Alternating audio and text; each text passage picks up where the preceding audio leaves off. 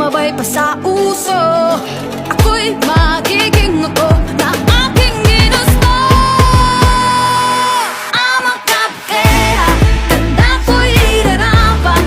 Di magpapatinag sa sasabihin ng iba. Amang kapkera, umaapaw ang karisma. Ang tunay kong ganda sa lahat na iba.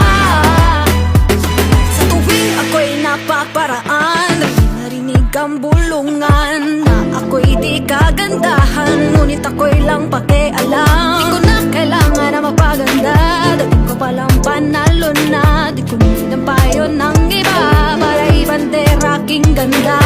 Di ko kailangang sumabay pa sa uso. Ako'y magiging ako